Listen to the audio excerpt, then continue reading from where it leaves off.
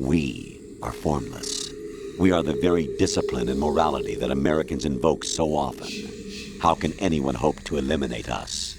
As long as this nation exists, so will we. Don't you know that our plans have your interests, not ours, in mind? The mapping of the human genome was completed early this century. As a result, the evolutionary log of the human race lay open to us. We started with genetic engineering, and in the end, we succeeded in digitizing life itself. But there are things not covered by genetic information. Human memories, ideas, culture, history. Genes don't contain any record of human history. Is it something that should not be passed on? Should that information be left at the mercy of nature? We've always kept records of our lives, through words, pictures, symbols, from tablets to books. But not all the information was inherited by later generations. A small percentage of the whole was selected and processed, then passed on. Not unlike genes, really. That's what history is.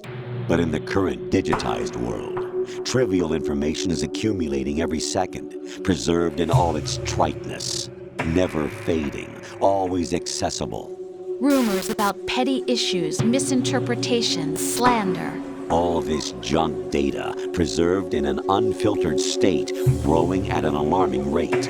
It will only slow down social progress, reduce the rate of evolution. The digital society furthers human flaws and selectively rewards development of convenient half-truths. Just look at the strange juxtapositions of morality around you.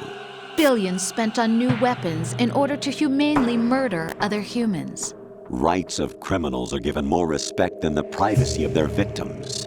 Although there are people suffering in poverty, huge donations are made to protect endangered species.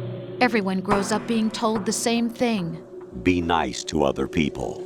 But beat out the competition. You're special. Believe in yourself and you will succeed.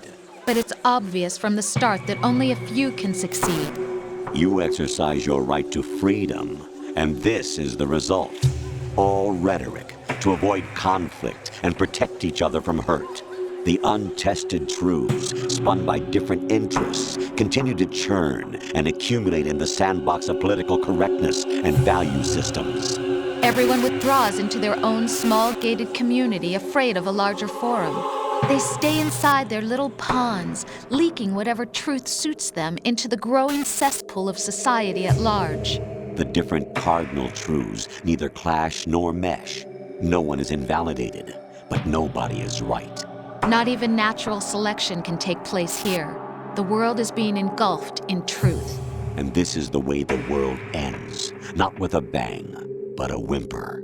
Does something like a self exist inside of you? That which you call self serves as nothing more than a mask to cover your own being. In this era of ready-made truths, self is just something used to preserve those positive emotions that you occasionally feel. Another possibility is that self is a concept you conveniently borrowed under the logic that would endow you with some sense of strength. Ironic that although self is something that you yourself fashioned, every time something goes wrong, you turn around and place the blame on something else. It's not my fault. It's not your fault. In denial, you simply resort to looking for another, more convenient truth in order to make yourself feel better. Leaving behind in an instant the so-called truth you once embraced. Should someone like that be able to decide what is truth? Should someone like you even have the right to decide? You've done nothing but abuse your freedom. The individual is supposed to be weak, but far from powerless. A single person has the potential to ruin the world. And the age of digitized communication has given even more power to the individual. Too much power for an immature species. Building a legacy involves figuring out what is wanted and what needs to be done for that goal. Anything can be quantified nowadays.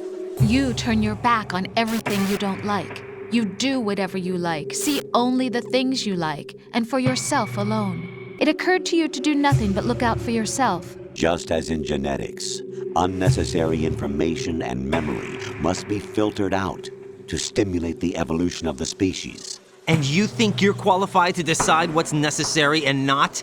Absolutely. Who else could wade through the sea of garbage you people produce, retrieve valuable truths, and even interpret their meaning for later generations? That's what it means to create context. Selection for societal sanity.